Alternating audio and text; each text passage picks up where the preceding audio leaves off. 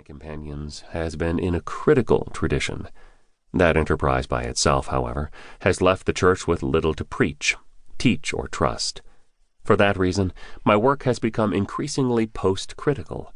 That is, with a second naivete, a readiness to engage in serious ways the claims of the text.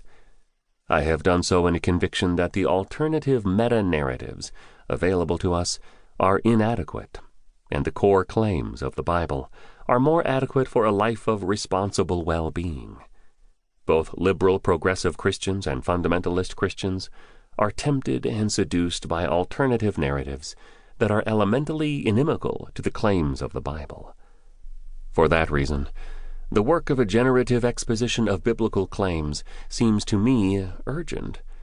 Thus I anticipate that this series may be a continuing invitation to the ongoing urgent work of exposition that both makes clear the singular claims of the Bible and exposes the inadequacy of competing narratives, that from a biblical perspective amount to idolatry. It is my hope that such continuing work will not only give preachers something substantive to preach and give teachers something substantive to teach, but will invite the church to embrace the biblical claims that it can trust and obey. My work has been consistently in response to the several unfolding crises facing our society, and more particularly the crises faced by the church.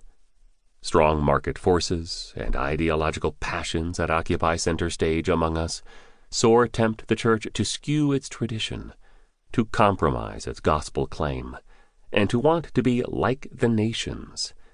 See 1 Samuel chapter 8, verses 5 and 20. That is, without the embarrassment of gospel disjunction.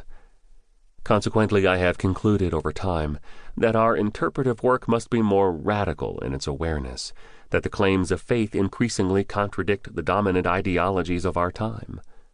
That increasing awareness of contradiction is ill-served by progressive liberal accommodation to capitalist interests, and conversely, it is ill-served by the packaged reductions of reactionary conservatism. The work we have now to do is more complex and more demanding than either progressive liberal or reactionary conservative offers.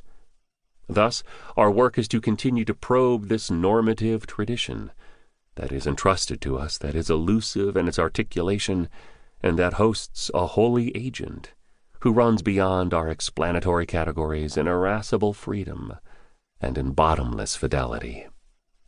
I am grateful to the folk at Westminster John Knox and to a host of colleagues who continue to engage my work. I am profoundly grateful to Davis Hankins, on the one hand, for his willingness to do the arduous work of editing this series.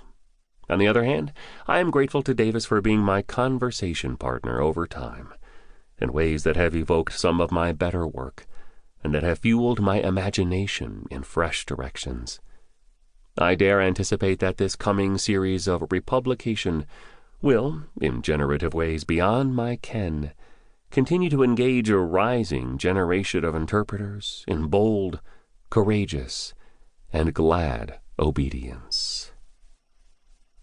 Walter Brueggemann. Editor's Introduction. I began theological education just as Walter Brueggemann was scheduled to retire at Columbia Theological Seminary.